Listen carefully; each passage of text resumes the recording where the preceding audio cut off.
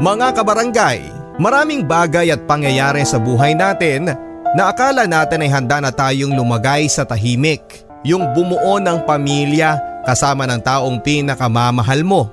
Pero sigurado ka ba sa nararamdaman mo? O nakakasiguro ka ba na siya na? Ano nga ba mga kabarangay ang mga tamang sangkap para malaman mo na handa ka na sa pagharap sa altar ng Diyos at isumpang mamahalin mo ang taong katabi mo sa panghabang buhay? Ngayong araw, kwento ng kabarangay nating si Faye ang ating mapapakinggan. Makasigurado kaya siya na natagpuan na niya si Mr. Right? Ano ang mga pinagdaanan niya? Makilala lang ang lalaking nakalaan sa kanya. Alamin natin lahat ng yan sa mga kwento ng pag-ibig, buhay at pag-asa. Sa Barangay Love Stories number 1. Dear Papa Dudut, a pleasant day sa iyo at sa lahat ng mga avid listeners ng Barangay Love Stories. Call me by the name Faye. Ang bawat kwento ng buhay at love story ng tao ay magkakaiba. May maganda at may mga nakukunan tayo ng inspirasyon. At hayaan niyong ilahad ko din po ang sa akin nang sa ganon ay makapagbigay aral sa inyo. Nagmula po ako sa pamilya na simple lamang. Ganon pa man ay busog namang kaming magkakapatid sa pagmamahal ng mga magulang namin. My childhood days was happy, lalo na sa pagkakaroon ng mga masasayang alaala. Elementary years was challenging and full of surprises. Hindi lang basta aral pero achievements ay laging nandiyan. Another phase of life is my high school days. Dito ay marami akong hindi makakalimutan.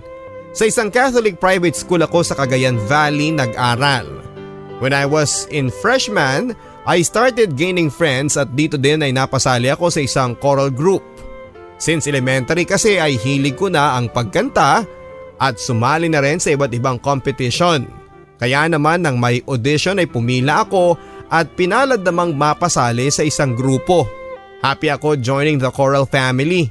Ang mga members ay professionals, college students at kaming mga bagong pamilya nila. Sophomore ako noon nang magka-crush sa isang member ng choir family. Anak siya ng trainer namin. Crush ko dahil bukod sa may itsura naman ay napaka-talented pa niya. Aside from having a good voice, he plays guitar, trumpet, piano at drum set. At balita ko ay miyembro pa siya ng isang banda. College student siya. Walang iba kundi si Mark. Sa choir family ay nakakabanding ko din ang mga members. Halos lahat kasi ay approachable naman at willing na makipagkwentuhan. Set ang mga choir practice depende din sa availability ng choir masters namin. Madalas na mga kanta tungkol sa papuri sa Panginoon at para sa misa ang madalas naming pinapractice. Since sa church kami kumakanta. Kahit malapit ako sa ibang members, mapababae man o lalaki, kay Kuya Mark ay hindi. Napakaseryoso kasi at parang hindi approachable pero I always stare at him. Lalo na kapag kumakanta siya o di naman kaya ay ginagamit ang mga musical instruments. Pero nag-iba ang lahat, Papa Dudut. When one late afternoon before ng practice ay humahangos ako papunta ng simbahan dahil akala ko'y late na ako. Pumasok ako pero wala pa naman ang ibang members. Iisa lang ang nakita ko sa loob pero hindi ko tiyak kung kasama namin dahil nakayuko at paglapit ko na akmang magtatanong sana ay hikbi ang narinig ko mula sa kanya. At hindi ako makapaniwala na si Kuya Mark pala. Nahiya naman ako sa paglingon niya kaya pinasya kong lumabas na lang at doon ay hintayan ng iba pang mga kasamahan namin. Pahakbang na ako nang bigla siyang magsalita. Faye, sandali lang. Pwede ba munang makausap ka? Oo kuya. Bakit? Sagot ko naman. Inaya niya akong umupo. Sana, ate na lang yung nakita mo ha. Nakakahiyang makita ko sa ganong ayos.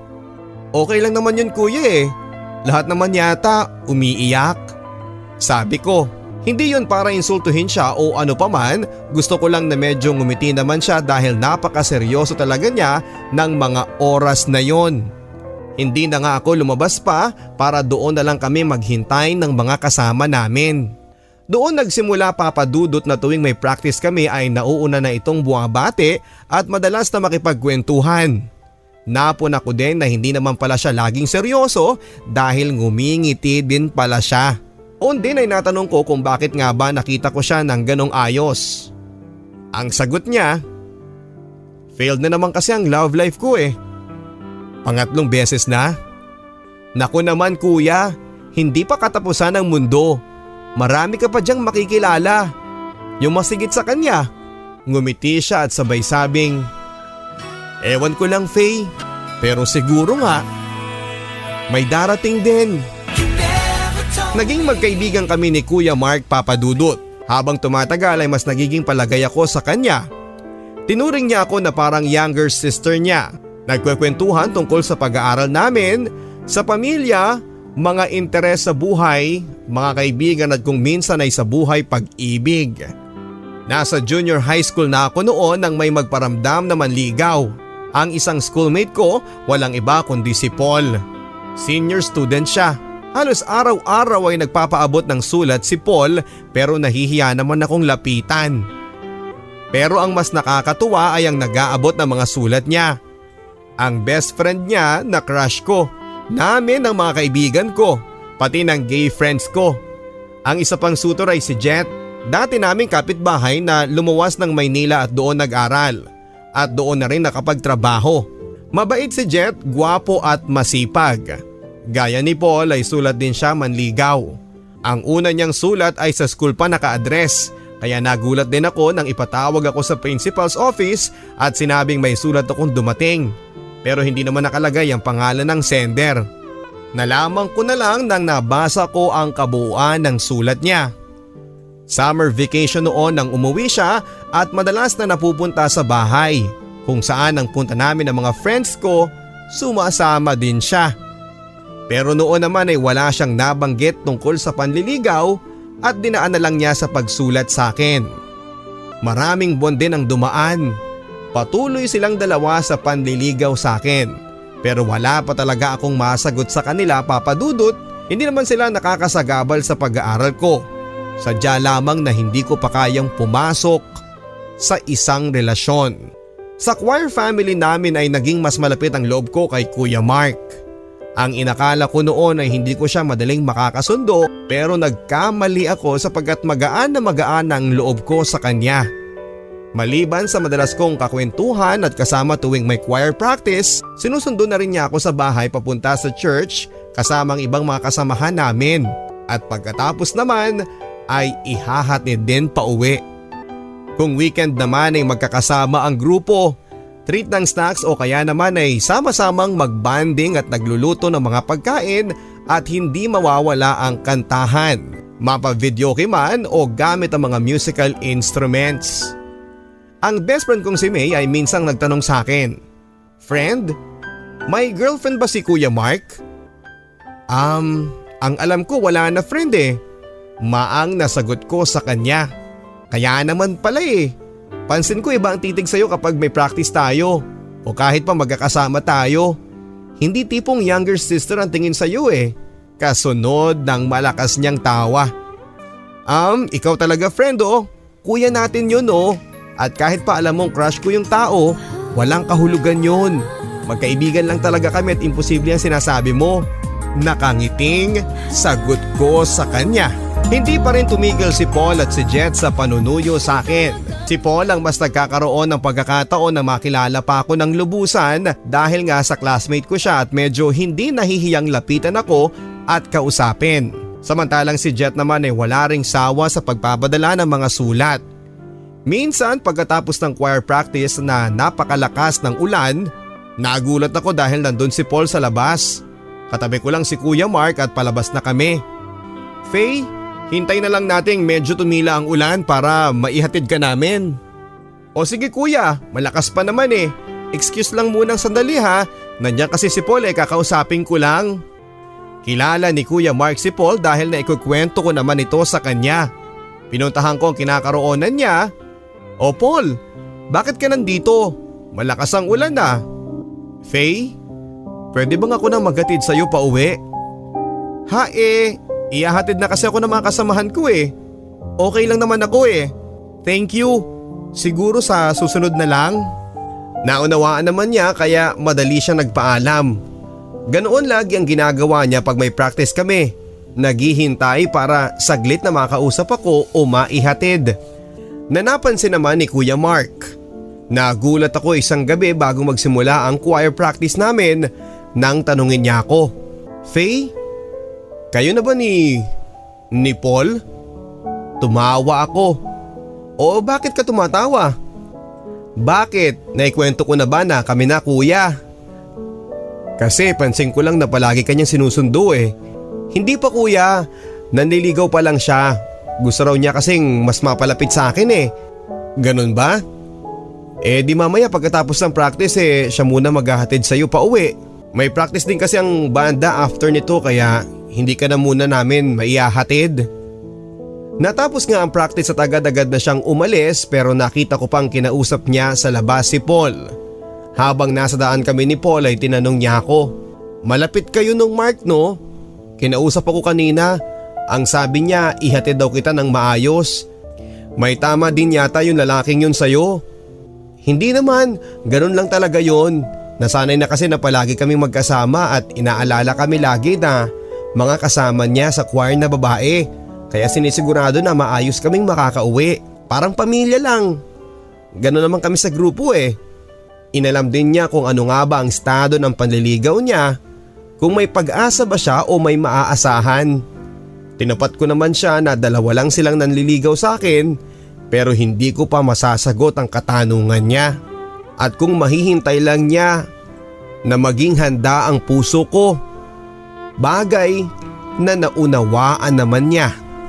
Buwan ng Disyembre, sa araw ng birthday ko ay nagulat na lang ako nang may nag-abot sa akin ng regalo. May kasamang card at bulaklak. Tinanong ko kung kanino galing pero hindi siya sumagot. Nang basahin ko ang card at message nito ay wala pa rin namang pagkakakilanlan dahil ang nakalagay na sender ay secret friend. Tuwa naman ako sa natanggap ko kahit na hindi ko alam kung kanino ako magpapasalamat. Lumipas pa ang mga araw at buwan at hindi ko na rin pinahirapan pa si Jet at Paul. Napaka-unfair din kasi na magtatagal sila sa panliligaw, gayon parang wala pa talagang plano ang puso ko na may sagutin isa man sa kanila.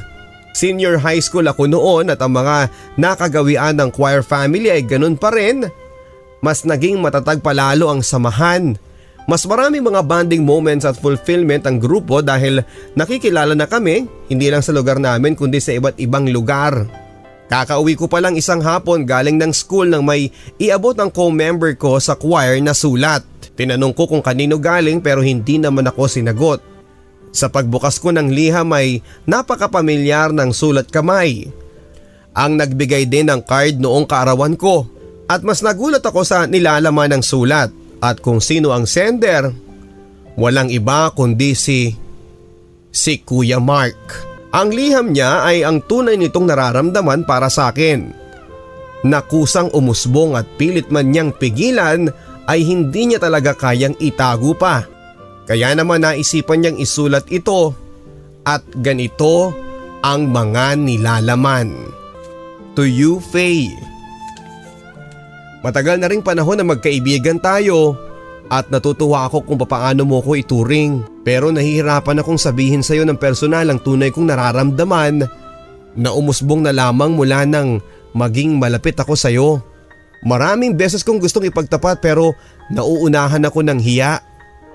But for now, sumulat ako para sabihin sa iyo na I've fallen for you. Mahal kita. Maaaring hindi mo paniwalaan pero yun talaga ang nararamdaman ko.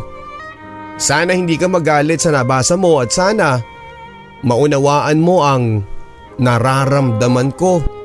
It's me, your secret friend, Mark. Hindi ko alam kung ano nga ba ang nararamdaman ko sa mga nabasa ko. Hawak-hawak ko pa ang sulat nang biglang narinig ko ang pangalan ko na banggitin ng DJ sa FM station na kasalukuyang nakatune in. Message for you, Miss Faye. Alam kong natanggap mo na at sigurado na nabasa mo na ang aking sulat. Naway maunawaan mo And I'm sorry kung nabigla ka pero yun talaga ang nararamdaman ko. Galing yan kay Mr. Mark. Ano nga ba ang magiging damdamin ko sa nabasa at narinig ko? Matutuwa ba ako, kikiligin o iintindihin na lang? Tinanong ko na lang ang sarili ko, bakit ako pa? Bakit ako ang iniibig niya? Sa pagtatapat ni Kuya Mark ng nararamdaman niya ay nagdadalawang isip na muna akong umattend ng practice o mga choir services. Pero naisip ko din na wala naman yung kinalaman sa serbisyo ko para sa simbahan, kaya naisipan kong magpatuloy pa rin. Yun nga lang, tinutuso na ako ng mga kasamahan ko at si Kuya Mark. Kapag alam kong lumalapit siya ay lumalayo ako. Nag-iba na ang lahat. Kung dati ay malapit kami at laging nagkwekwentuhan, ngayon naman ay para na kaming hindi magkakilala. Nagkakasalubong kami pero iniiwasan ko siya. Alam kong hindi tama yon, Papa Dudut, pero hindi ko din maipaliwanag kung bakit ba iniiwasan ko siya. Madalas na rin itong mag-isa, hindi na nakikihalubilo sa ibang members. Kapag sinusundo ako at hinahatid kasama ng mga members, nasa likuran lang siya, tahimik at hindi gaya ng dati na palakwento. Tuwing may rehearsals naman ay hindi ko din maiwasan na mapatingin sa kanya. Madalas na nagkakasalubong kami ng mga tingin pero ako na lang ang unang umiiwas. Lumipas ang isang buwan ay hindi na ito nagpakita pa. Nalaman ko na lang na busy raw siya sa OJT niya. Nalulungkot ako lalo na kapag may mga practice kami sapagkat naaalala ko yung mga moments na lagi kaming magkasama. Walang katapusang kwentuhan yon. Nakikibalita ako sa ibang members tungkol sa kanya kahit pa madalas pa rin silang nanunukso. 5 buwan na ganon ako. Hinahanap ang presence ni Kuya Mark at iniisip kung kumusta na kaya siya. Noon din ay ibang-iba na rin ang nararamdaman ko. Hindi ko man maamin sa aking sarili pero ang paghahanap ng presence niya, ang pagbabalik sa mga moments na masasayang kasama siya, doon ay alam kong nahulog na rin ang loob ko sa kanya. Graduation niya nang in-invite kami ng choir masters namin sa bahay nila dahil may salo-salo daw. Natuwa naman ako dahil matagal na rin hindi ko siya nakikita at nakakausap. Umaasa ako na maibalik pa rin namin yung dating samahan namin. Marami siyang bisita. Nakita ko din masaya siyang nakikihalubilo sa mga bumabate sa kanya. Nilapitan ko siya para batiin ng congratulations. Maluwang pa ang pagkakangiti ko pero hindi niya tinanggap ang kamay ko. Tumitig lang siya at agad ding tumalikod. Aaminin ko na nasaktan ako sa ginawa niya. Matapos kasi ng ilang buwang hindi kami nagkita at nagkausap ay ganun rin pala ang magiging resulta. Halos maluha-luha ako, Papa Dudut, habang pinagmamasdan siya kung paano magpasalamat sa mga bumabate sa kanya. Siguro ay naging unfair talaga ako nung umiwas ako sa kanya kaya eto rin ang napala ko ngayon. Pagbalik niya sa mga choir service at practice ay wala pa rin nagbago. Mas lumala pa na parang hindi talaga kami magkakilala. Kung dati siya ang humihiwalay at mag-isa, nabaliktad ang sitwasyon. Kapag nakikita ko siyang masayang nakikipagkwentuhan, doon ay napapaisip na lang ako at nangihinayang na sana ay ganun pa rin kami. Pero iba na talaga kapag umusbong na ang malalim na pagtingin sa isa't isa at hindi na maganda ang sitwasyon. Kahit ganoon ay nakakapako pa rin sa puso ko na nandun siya. Hindi lang basta kuya o kaibigan kundi espesyal na nararamdaman ng meron ako para sa kanya. Pero para saan pa at huli na?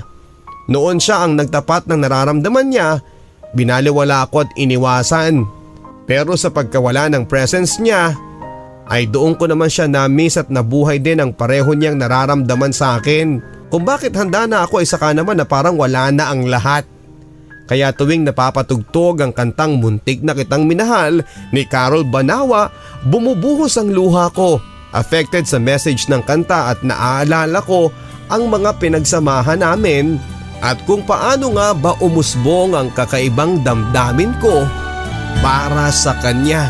Maaga akong pumasok ng simbahan isang gabi para sa practice. Noon naman ay wala pa ang mga kasama ko pero may tumutugtog ng piano at ang song na tinutugtog ang nagpaluha sa akin. Muntik na kitang minahal at sa dinami-dami ng tao ay si Kuya Mark pa ang tumutugtog. Umupo lang ako sa may hindi kalayuan. Pinagmamasdan ko siya pero pumapatak ang luha ko. Mas mahirap pa pala kapag nakikita mo siya. At dahil sa hindi ko na matagalan ng ganong sitwasyon ay lumabas ako. Habang naglalakad palayo ay tinawag niya ang pangalan ko. Pero imbes na lumingon ay mas lalo ko pang binilisan ang paglalakad papalayo sa kanya. Dinalian ko pa ang paglalakad pero nahabol niya ako. Nahawakan niya ang kaliwang kamay ko. Faye, please tama na. Masyado na akong nahihirapan eh. Mag-usap naman tayo. Para saan pa? Noon naman ay hindi ko na mabigkas ang salitang kuya. Tungkol sa akin, sa'yo at sa mga nangyari. Tama na Mark. Masyado ng ibang sitwasyon at marami rin nagbago. Sagot ko naman. Oo, marami na nga nagbago. Simula nang umamin ako ng nararamdaman ko. Simula nang iniwasan mo ako at simula nang iwaksi ko sa isipan ko at sa puso ko ang nararamdaman ko para sa'yo. Alam mo Faye, nung una akala ko magiging maayos ang lahat. Dahil nagsimula tayo sa pagkakaibigan. Panatag ang loob natin sa isa't isa na mabibigyan mo ko ng pagkakataon. Hindi lang bilang isang kuya at kaibigan pero higit pa. Pero ibang nangyari sa inaasam ko eh. Mas matatanggap ko pa sana na sinabihan mo ko na hanggang doon lang tayo pero sa halip na ganun ay iniwasan mo ko. At dahil doon ay nasaktan ako at pilit ding nilayo ang sarili ko sa'yo. Tiniis ko yun. Pero sa huli, ganun pa rin at mas lalo ako nasasaktan dahil habang tinitiis ko ang damdamin ko, nandito at nandito ka pa rin. Tapos ka na ba? Oo, nabigla ako sa pag-amin mo. Hindi naman sa mahirap tanggapin pero nasanay na ako na para tayong magkapatid magturingan. Masisisi mo ba ako kung pipiliin ko na umiwas na lang? Hindi lang ikaw ang nasaktan sa mga nangyari. Dahil noong mga panahong iniiwasan kita, madalas ko ding hinahanap-hanap ang presence mo. Yung mga panahon na nagdadamayan tayo. Habang nagsasalita ako noon, Papa Dudut, ay patuloy na rin ang pagbalong ng mga luha ko. Faye, maraming buwan na rin ang lumipas. Pinili kong umiwas hanggang sa nagbalik ako sa grupo. Nandun pa rin ang nararamdaman ko at nasasaktan pa rin ako sa iwasang nangyayari sa atin na parang wala tayong pinagsamahan. Sana naman ay magkaroon tayo ng chance na maibalik ang dati. Kahit yung pagkakaibigan man lang natin. Kung hindi mo kayang bigyan ako ng pagkakataon. Marami nang nabago. Nasaktan ka. Nasaktan din ako. Umiwas ka, umiwas din ako pero iisa lang ang naging resulta. Sa kabila ng mga sakit na yon ay nagising ako sa katotohanan. Kasama ng puso ko na may puwang ka dito. Sa pag-uusap namin yon, Papa Dudut, ay mas luminaw ang lahat. Nabigyan namin ng sagot ang lahat ng mga katanungan ng bawat isa. At doon ay nabigyan ng pagkakataon na umusbong ang isang bagong relasyon. Naging kami na nga ni Mark, Papa Dudut. Kung noon ay bilang isang kuya at kaibigan, ngayon ay magkasintahan na. Naging open kami sa family namin at masasabi kong maganda ang pundasyon ng relasyon namin dahil nagsimula kami bilang magkaibigan despite the age gap. Maraming mga sweet moments at bonding kahit na busy ako sa eskwelahan at siya naman ay sa banda. Hindi naman naging hadlang yon para mag-work ang relationship namin. Siya din ang nagturo sa akin kung paano patugtugin ang drum set at gitara. Nagkakantahan madalas at damayan sa mga problema sa pamilya. Sabay din kaming nakikinig madalas ng barangay love stories tuwing linggo at nag-a-attend ng misa. 2 years of being lovers ay naging smooth naman ang relasyon namin. May mga tampuhan din pero naaayos din kaagad. Hanggang sa mag-decide siyang pumasok sa PNP. Nag-take ng exam at pinalad namang maipasa. At nagtuloy na sa kanyang training. Girlfriend niya ako at ang mga bagay na para sa kabutihan niya ay malugod ko namang sinusuportahan. Napagtagumpayan niya naman at naging ganap din ang pagiging pulis. Masaya ako sa achievement niya at kagaya nga ng lagi niyang sinasabi na ang mga ginagawa niya ay para din naman sa amin balang araw. College pa lang ako noon pero naiisip ko na rin kung sakali nga naman at kami na ang magkatuluyan, tama naman siya. We built and share our dreams together at mas lalo pa akong napamahal sa kanya. Kahit na on duty siya noon ay wala namang nagbago sa relasyon namin. At kahit paminsan lang sa isang linggo kaming nagkikita ay may cellphone naman para lagi kaming mag-update sa isa't isa. Pero ang akala kong matatag at masayang relasyon ay hindi pala. Graduating na ako noon. Medyo marami na rin inaasikaso at practice teaching na rin dahil nga sa education ng course ko. Noon naman ay naging madalang na rin ang pagbisita at pagte-text ni Mark. At kapag tinatanong ko siya, ang lagi niyang sinasagot ay busy lang siya at kapag nakaluwag na ay dadalawin din ako. Halos magtatatlong buwan ding ganon kaya naman nagtaka na ako.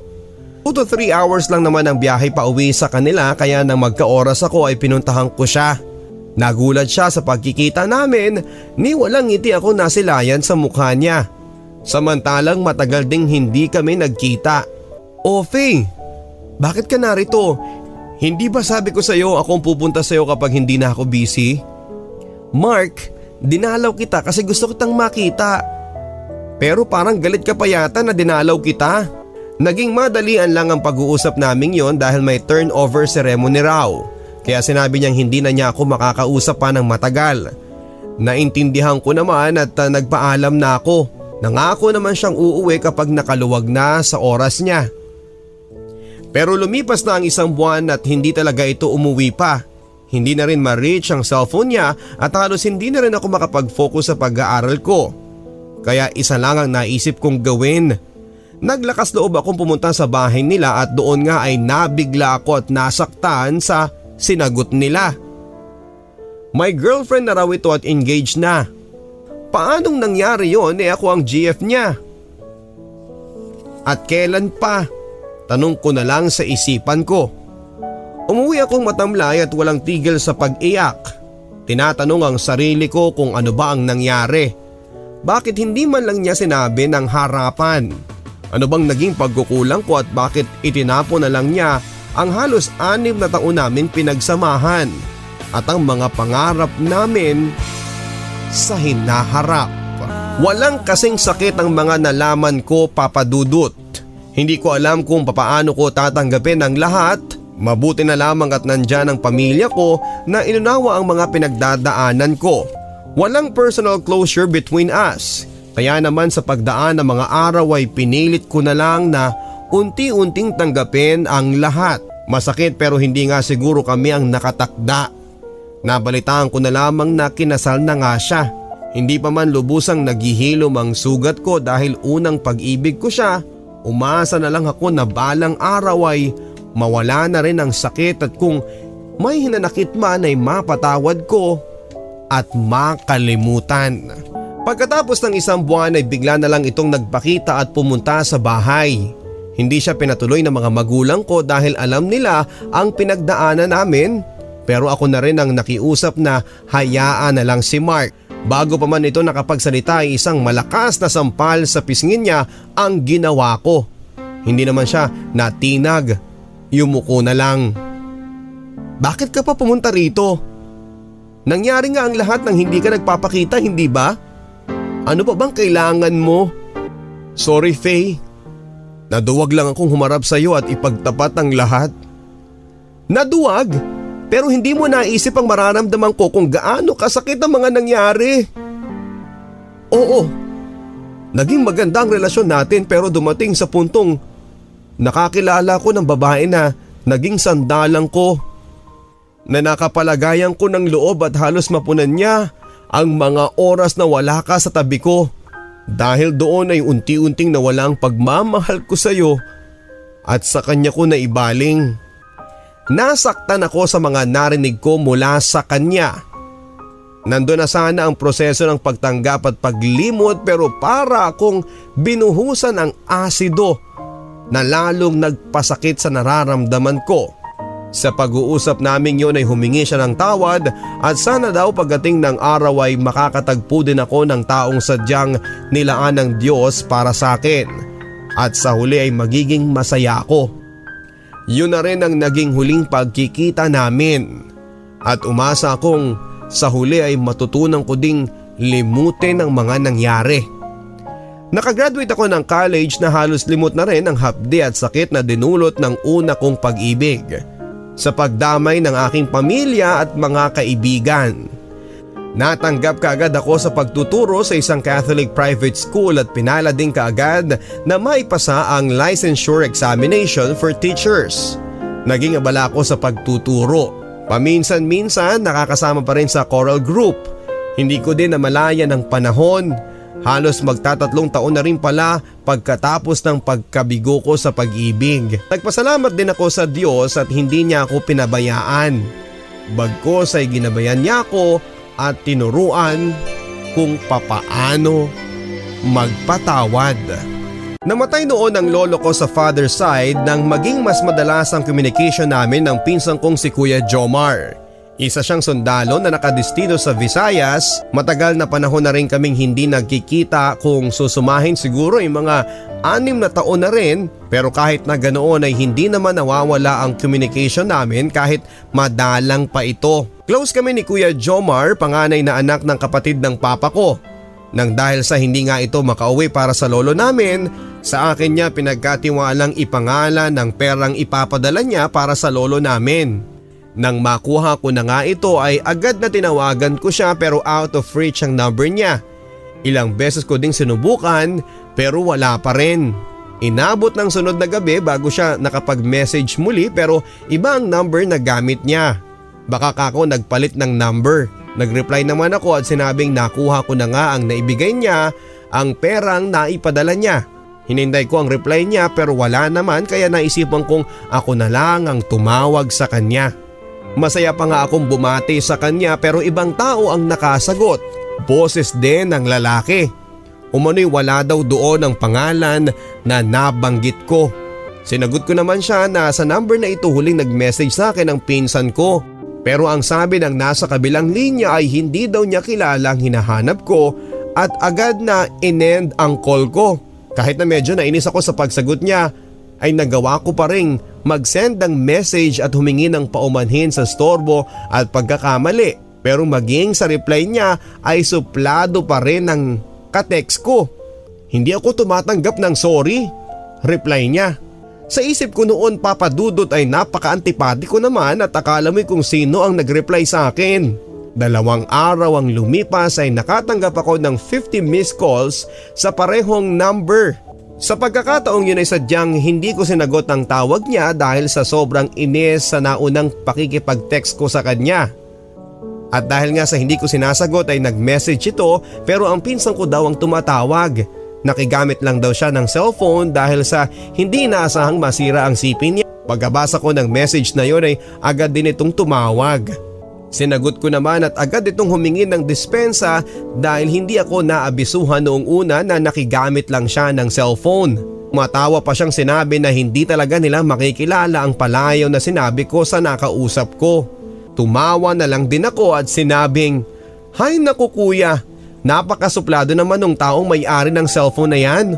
Humingi na nga ako ng paumanhin pero ang sabi niya, hindi daw siya tumatanggap ng ganun.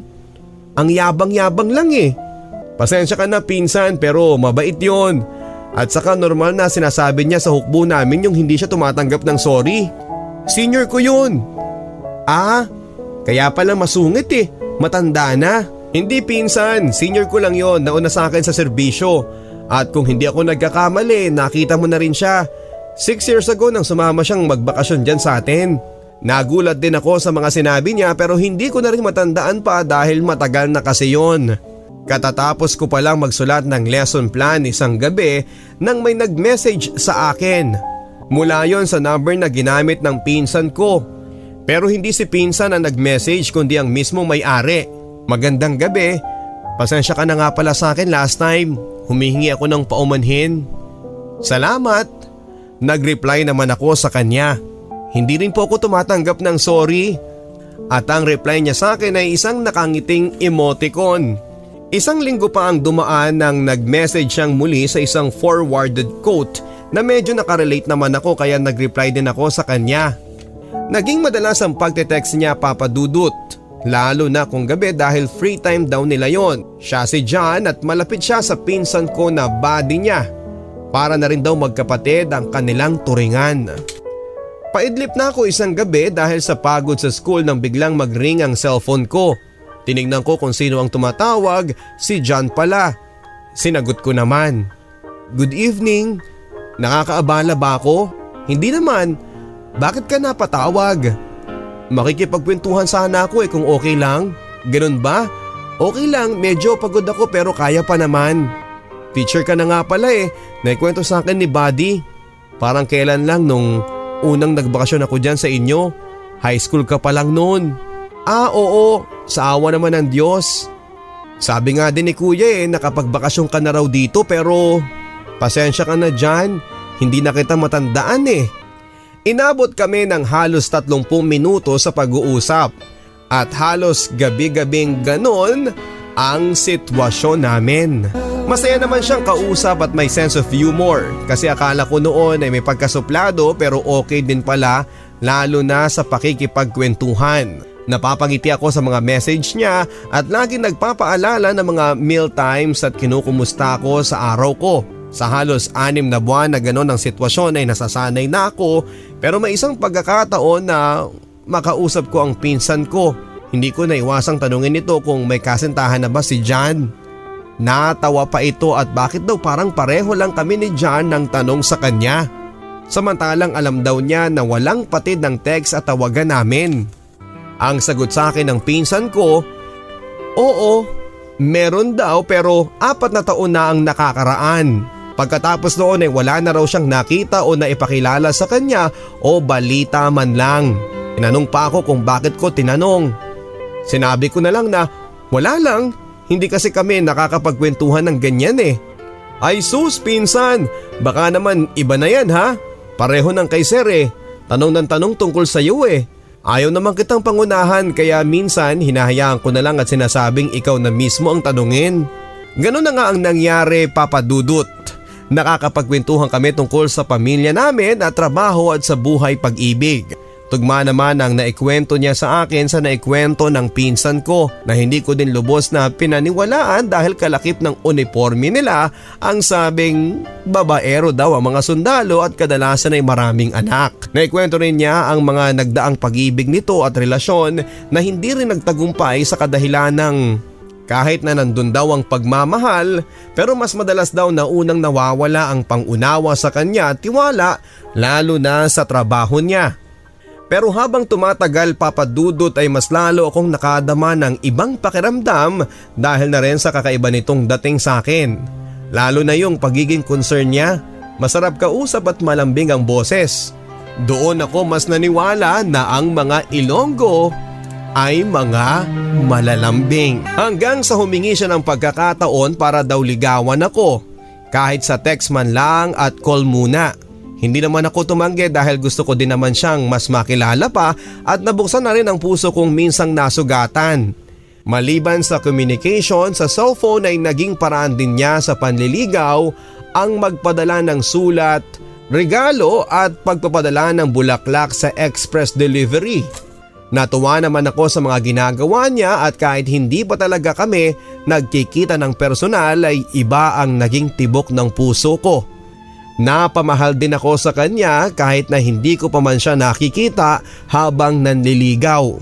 Kaya naman hindi nagtagal ay sinagot ko na rin siya. Masok ako sa isang long distance relationship sa taong muling nagpatibok sa puso ko kahit pa hindi ko pa nakikita at walang kasiguraduhang magiging maayos ang lahat.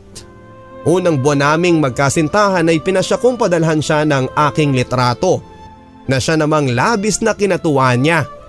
Kwento pa niya na lagi daw niya itong daladala kasama ng rosary na bigay ko din sa kanya. Isa daw yung inspirasyon sa kanya at pampawala ng pagod lalo na kapag napapasabak sila sa operation.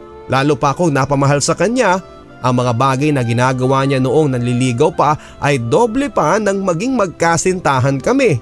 Mas nagiging madalas pa at habang lumipas ang mga araw at buwan ay mas lalong lumalim ang pagmamahal ko sa kanya. Sa kabila ng katotohanang hindi pa namin nakikita ng personal ang isa't isa. Madalas ding medyo nagkakaiyakan kapag nagkakausap sa CP pero ang laging lang niyang sinasabi sa akin, "Mahal, salamat ha sa pagtitiwala sa akin, sa pagmamahal at pangunawa. Alam ko sa puso natin na mapagtatagumpayan natin ito at walang ibang bibitiw sa atin. Mahal na mahal kita at darating din ang araw na makakapiling din natin ang isa't isa.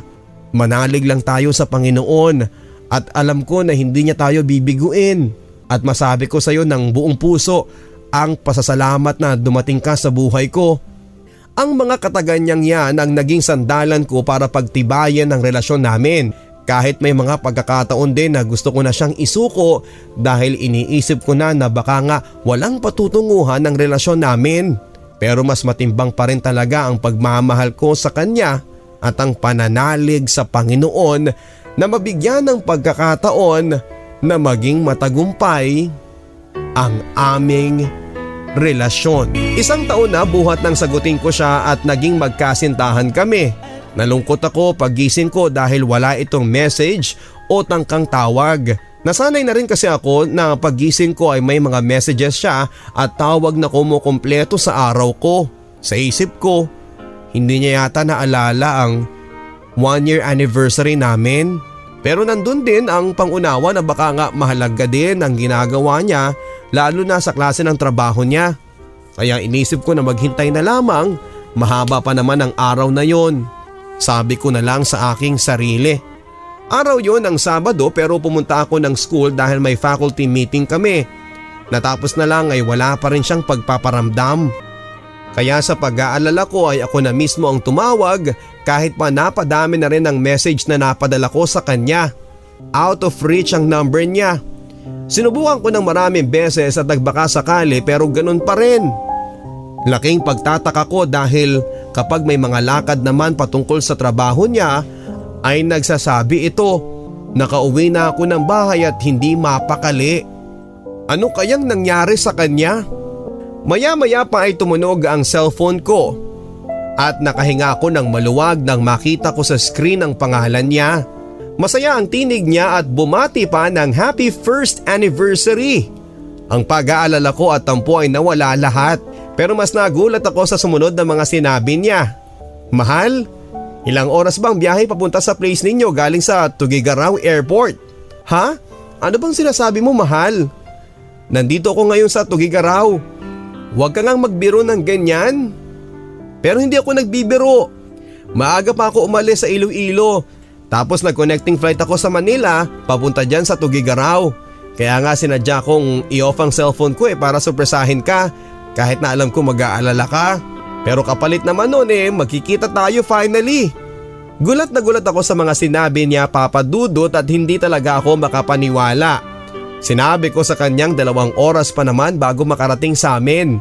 Pinasya ko ding sabihin kung saan na lang siya bababa at susunduin ko na lang. Hindi ako mapakali. Hindi ko alam kung anong unang gagawin ko pero mas minabuti kong ipaalam sa family ko ang pagdating niya. Kung nagulat ako ay sila'y ganun din. Alam nila ang namamagitan sa amin pero hindi rin nila inaasahan na maaaring makapunta nga siya sa amin. Nagayos ako ng aking sarili para naman maging presentable sa paningin niya. Lalo na at ito nga ang unang pagkakataon na magkikita kami. Inaabangan ko nga ang pagdating ng van na sinasakyan niya at pagbaba nito sa sinakyan nito ay agad itong ngumiti sa akin. Mas matangkad pa pala ito sa inaakala ko. Mas gwapo sa personal. Nagmistula akong teenager na nakita ang crush niya habang nakangiti ito. Ang lakas ng kabog ng dibdib ko na halos hindi ko na malaya ng paglapit niya. Isang napakahigpit na yakap ang salubong niya sa akin. May katagalan at isang matamis na halik sa pisngi. Halos hindi talaga ako makapaniwala pero totoo ngang nasa harap ko na siya. Dininig ng Diyos ang panalangin naming dalawa na bigyan ng pagkakataon ang pagmamahala namin. Tinanggap siya ng buong puso ng pamilya ko. Maayos ang pakikitungo niya at parang matagal nang magkakakilala. Kahit unang pagkakataon pa lang niyang nakaharap ang pamilya ko. Naikwento niyang 10 araw siyang mamamalagi sa amin, may katagalan din para makasama ko siya. Kahit noon ay may pasok pa ako sa pinagtuturuan kong school ay naunawaan naman niya, dinivide na lang ang oras ko para maging okay naman ang stay niya sa amin. Sinulit din namin na magkasama kaming dalawa kaya 2 days before ng balik niya ay pinagpaalam niya ako sa pamilya ko na mag-overnight kami sa Pagudpod dahil naikwento ko sa kanyang magandang puntahan yon. Doon din papadudot ay nailhad niya ang kagustuhan niyang pakasalan ako. Pero hindi ako pumayag sa kadahilan ng parang masyado pang maaga para doon. Pag-iisipan ko muna at naunawaan daw niya. Maganda ang pinuntahan namin kaya hindi din maiwasang may maganap sa amin. Araw ng pagbabalik niya ay kapwa kaming nag-iyakan. Mahigpit na mahigpit ang yakap niya sa akin at nangakong kapag nakaluwag sa trabaho ay uuwi siyang muli at sana daw sa pagbabalik niya ay handa na akong tanggapin ang alok niya. Lumipas ang maraming araw at buwan. Naging mas matatag pa kami kahit na balik sa long distance relationship. Lagi na lang naming iniisip na si God ay laging nandyan at nasa gitna namin at gumagabay. Ano't ano pa man, walang bibitaw sa amin. December 2007 nang imbitahan ako ng pinsan ko sa Negros Occidental na maging secondary sponsor sa kasal niya since nag-back out ang isa. Hindi na ako nagdalawang isip pa at pumayag ako at ito rin ang chance na masurpresa ko si John at magkita din kami at magkasamang muli. Hindi ko na nga binanggit sa kanya ang pag-attend ko ng kasal ng pinsan ko dahil alam kong imbitado siya, lalo na at naging parte din siya ng magandang kwento ng pag-ibig ng pinsan ko. Bumiyahe nga ako ng eroplano at mga barko, peak season kasi. Sinundo ako ng pinsan ko sa bus terminal. Malapit na yun sa kanila at kinuntsaba ko na huwag nang ipapaalam kay John na kasali ako sa wedding entourage nila dahil gusto ko din siyang sorpresahin. Game naman si pinsan. Besperas na nga ng kasal at nasa terrace ako ng bahay nang mapapangasawa ni pinsan. Inaabangan ko ang pagdating ni John. Kitang kita ko siya sa kinakaroonan ko, nakamaong pants at simpleng polo t-shirt na black. Dahil sa may katagalan ding hindi naman kami nagkita ay parang mas gumwapo pa ito. Marami siyang mga kasamang dumating at sa tingin ko noon ay mga kasamahan din niya. Habang nakaupo ay tinangka kong mag-miss call sa kanya. Agad naman niyang namalayan kaya nag-call back siya at gumamit ng headset dahil may ingay sa baba. Malakas ang tugtog sa sound system. Mahal, good evening. Nandito nga pala ako kina pinsan. Besperas na ng kasal nila. Okay na nga pala yung second break ko. Kaya tuloy ang plan ko dyan sa inyo mag-spend ng New Year. Talaga mahal? Magandang balita yan eh. Kung sabay na lang kaya tayong umuwi. Nagtaka siya. At noon din ay sinabi kong, "Nice seeing you again mahal. Mas lalo kang pumupogi ah. Bagay sa'yo ang suot mong black t-shirt." Takang-taka siya at hindi na sumagot sa kabilang linya. Tawa ako ng tawa sa reaksyon niya na palingaliga sa paligid kaya pinasya kong sabihin na sa kanya ang katotohanan. Wala ako dyan pero nandito ko sa terrace at saka ako kumaway sa kanya at ngumiti. Kitang-kita ko sa ekspresyon niya ang tanong na paano at kailan ako dumating doon at mas nanaig sa akin ang napakaluwag niyang pagkakangiti. Agad niya akong pinuntahan sa terrace ng bahay, niyakap ng mahigpit na mahigpit at hinalikan sa aking labi. Kitang-kita ko sa mukha niya ang saya na halos hindi makapaniwala. Nagkwentuhan kami ng sandali kung papaanong nandun ako at saka kami bumaba at nakihalubilo. Tuwang-tuwa din ang pinsan ko at ang mapapangasawa niya. Naging tampulan pa siya ng tukso ng mga kasamahan niya. Pinakilala niya din ako sa CEO niya at mga opisyal na nandun din. Hindi pa man nagtatagal na umupo kami ay biglang nag-announce na ang MC ng gabing iyon na tutugtugin ng live band ang Love of a Lifetime. Special request ng pinsan namin para daw kami ang sasayaw. Alam na alam kasi ni pinsan ang kantang palaging kinakanta ni John sa akin sa cellphone sa tuwing gusto kong nilalambing ako. Kahit pa sabihing hindi naman pareho ko na medyo may ibubuga pagdating sa kantahan.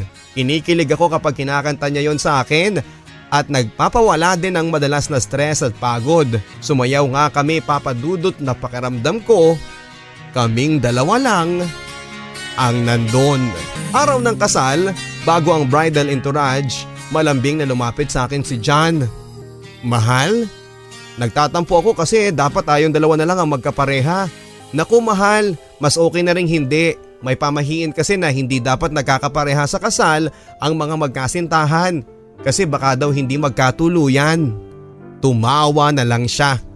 Pagkatapos ng kasal ay nagpaalam ako sa newlyweds at tumawag kami sa parents ko sa Cagayan na total ay nandun na rin ako ay mag-e-extend ako ng ilang araw at sa bahay nila John ako sa Iloilo magse-celebrate ng New Year. Isinama nga ako ni John sa kanila at nakilala ko ang family niya na matagal na rin gusto akong makilala dahil sa picture at minsan ay sa cellphone lang din nakakausap. Ang parents naman niya ay tuwang-tuwa at niyakap ako ng mama niya dahil sa wakas ay nakilala na rin at nakita nila ako ng personal. Wala akong masabi sa family niya. Maasikaso at masayahin sila. Madaling makagaanan ng loob. Nakilala ko din ang clan nila at mga kapitbahay niya sa isang maliit na get-together ng mga malalapit na kamag-anak niya na isa-isa niyang ipinakilala sa akin. At dahil mahilig akong kumanta ay naging katuwaan nilang tanungin ako kung ano nga ba ang kanta ko para kay John.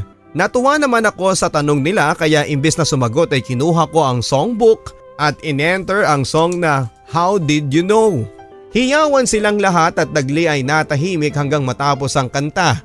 Si John naman ay masayang masaya ang ekspresyon ng mukha niya at lumapit sa akin. Parang nahiya naman ako dahil ang daming relatives niya ang nandoon.